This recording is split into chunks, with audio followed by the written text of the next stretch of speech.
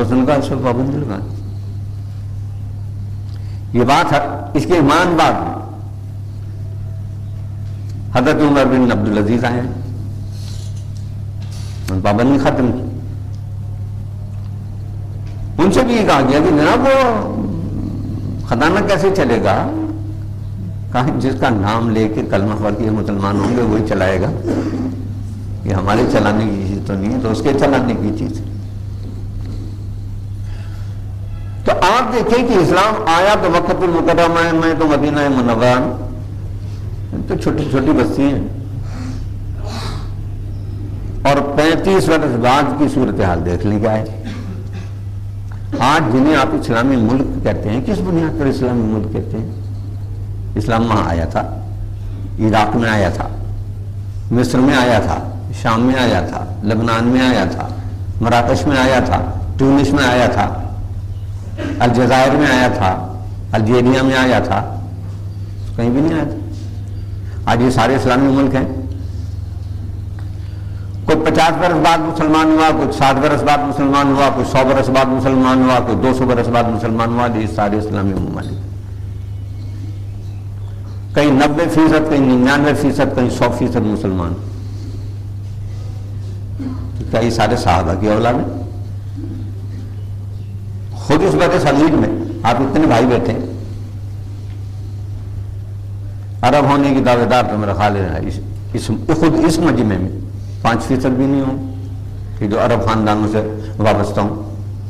یہ کی اقوام ہے، یہ سارے کے سارے یہی مسلمان ہوئے. تو کوئی ایسا نظام، کوئی ایسا سسٹم کہ جو بزور طاقت آیا ہو، طاقت کے ختم ہوتے ہی واپس چلا جاتا ہے، کیونکہ لوگوں کے دلوں میں اس کا وقار اور اس کی عزت نہیں ہوتی، اور وہ لوگوں کے مسائل حل نہیں کرتا، انہیں کچھ دیتا نہیں ہے،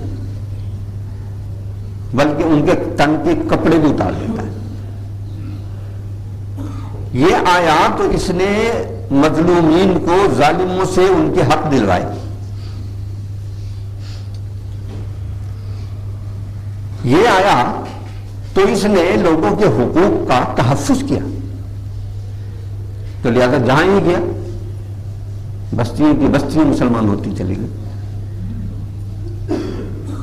بلکہ وہ ممالک جہاں مسلمان فوجیں نہیں گئیں، کوئی مجاہد نہیں گیا، ان کی تعداد زیادہ ہے مسلمان ہونے والوں. مسلمان مجاہدین ایران گئے ہیں، مصر گئے ہیں، شام گئے ہیں، عراق گئے ہیں، یمن گئے ہیں، مراکش گئے ہیں. بوریہ احمر کے کنارے کھڑے ہو کے یہ بات کہتی تھی حضرت شعبہ بن نافع نے، سمندر تو نے راستہ نہ روک لیا ہوتا تو میں دنیا کے آخری کنارے تک اسلام کا پیغام لے کے جاتا. تو نے راستہ روک لیا، میرے پاس تو سمندر عبور کرنے کا کوئی ذریعہ نہیں. لہذا آپ سمجھ لیجیے کہ فتوحات تو رک گئی. اب کیا شروع ہوا؟ اب وہ شخصی فتوحات شروع ہوئی جس کا نام ہے مسلمان تاجروں کی آمد و رفت. یہ مسلمان تاجروں کی آمد و رفت ہے جس نے آدھی دنیا مسلمان کی. یہ سارا وسطی ایشیا کا علاقہ اور یہ سارا مشرق بعید کا علاقہ سارا مسلمان کیا ہے، مسلمان تاجروں نے کیا. یہ پورا انڈونیشیا، سارا ملائیشیا، یہ سماٹرا، یہ جاوا، یہ سارے کا سارا وہ ہے کہ جس میں جان مسلمان کرنے والے لوگ جو ہیں افراد ہیں، گروہ نہیں ہیں. کہیں ایک آدمی گیا، کہیں 2 آدمی گئے، کہیں 4 آدمی گئے، پوری کی پوری ریاست ایک آدمی نے مسلمان کر دی. تو یہ کس طرح سے مسلمان ہو؟ یہ زبانی تقریروں سے کوئی مسلمان ہوئی؟ دیکھا جو کہتا ہے وہ کرتا بھی.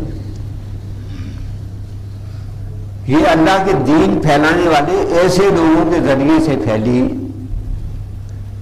ایک شاعر قرآن کا درس دے رہے، اب تو کرایہ داری کا کاروبار ہو گیا نا سارا.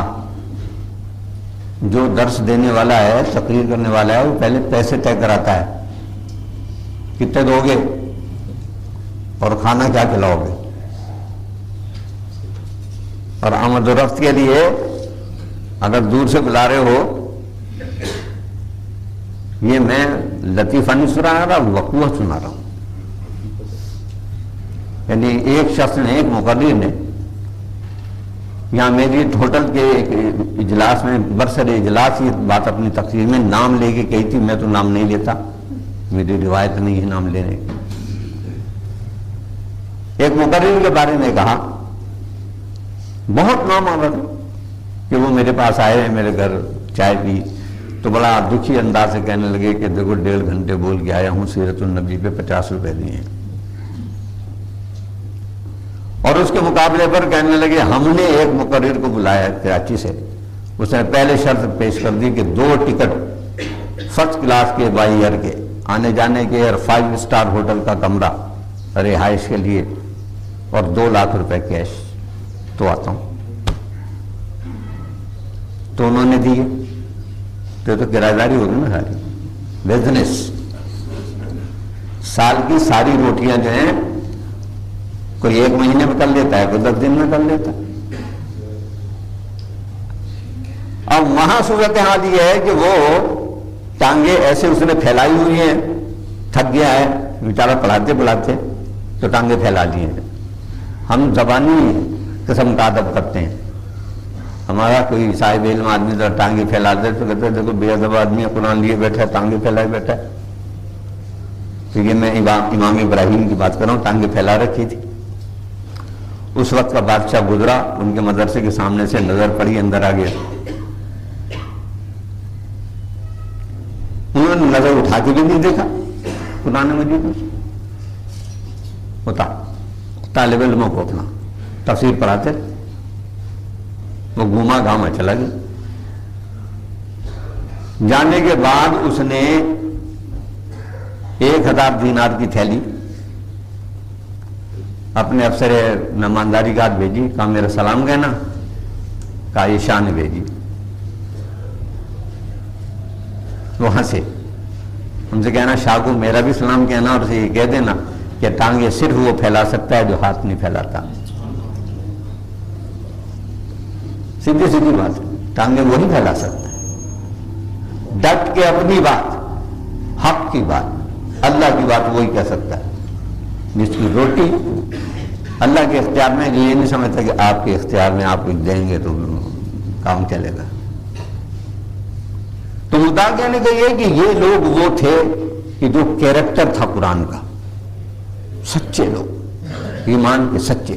تو کہا ہم عنقریب وہ نشانیاں تمہیں دکھائیں گے، اور نشانیاں یہ دکھائیں. خود محمد صلی اللہ علیہ وسلم کے عہد مبارک میں دکھا دی کہ صحابہ کی وہ ٹیم اس اخلاق اور کردار کی حامل ہے کہ شہر فتح کر لیا ہے، ٹیکس وصول کر لیا ہے، لیکن اس حالت میں ہے کہ ٹیکس وصول کیا تھا آپ سے اس بنیاد پہ کہ آپ کی حفاظت کریں گے. لیکن پوزیشن یہ ہو گئی، یہ شہر حمص کا ایک ہے، شام کا کے علاقے، کہ وہاں سپہ سالاروں نے مشورہ کیا. انہوں نے کہا کہ دشمن کی فوج آ رہی ہے اور اگر اس نے شہر کا محاصرہ کر لیا تو ہمیں امداد کہیں سے نہیں ملے گی، بہتر یہ ہے شہر چھوڑ کے باہر نکل جاؤ تاکہ ہم لرزے میں نہ آ جائیں. فیصلہ ہو گیا شہر. تو دوسرے نے کہا یہ جو ٹیکس لیا ہے ان سے تحفظ کا، ان کا یہ واپس کر دو. وہ ان کے چودھری کو بلا کے سارا ٹیکس واپس کر دیا. تو وہ روتے تھے کہ یہ کام تو ہمارے ساتھ ہمارے ہم مذہبوں نے نہیں کیا کہ لیا ہوا ٹیکس واپس کر دیں. تو خدا کے لیے تم رہو، ہم تمہاری حفاظت کریں. ہم تم پہ یہ بوجھ نہیں ڈالتے، ہم تمہارے تحفظ کے ذمہ دار ہیں. لہٰذا جب اللہ کرے گا اور ہم فاتحانہ آئے پھر لے لیں گے تمہارے سے. شہر چھوڑ کے بعد آ گئے، سارے پیسے ان کے واپس کر دیں. آج تو دکاندار سامان بدلتے ہوئے پیسے واپس نہیں کرتا، وہ بھی پیسے واپس نہیں کرتا. انہوں نے لیا ہوا ٹیکس واپس کر دیا. تو یہ اخلاق پر کردار تو دکھایا ان کے اپنی جانوں میں، کہا دیکھو یہ ہے وہ جو قرآن کے نظام کا ہے. اور جو انقلاب آیا وہ اتنا پائیدار کہ اس کی پشت پر اللہ کی طاقت کے سوا، اللہ کی اجازت اور اللہ تعالیٰ کی مشیت کے سوا کوئی مادی طاقت نہیں ہے. کوئی فوج نہیں ہے، کوئی پولیس نہیں ہے، کوئی حکومت نہیں ہے، کوئی اقتدار نہیں ہے.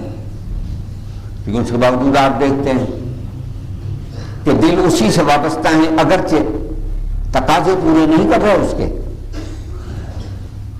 قرآن کے احکامات کے تقاضے پورے نہیں کر رہے، لیکن محض قرآن کا نام لینے کی عزت ہے آپ کو، اور مجھے جو ملی ہوئی ہے کہ آج بھی اگر آپ اخلاق اور کردار کی جانچ پڑتال اور اس کا سروے کریں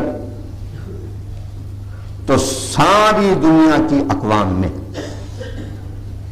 بد کرداری میں، شراب نوشی میں، فحاشی میں، بے حیائی میں یقیناً آپ ان کے مقدسین سے زیادہ مقدس پائیں گے مسلمان اقوام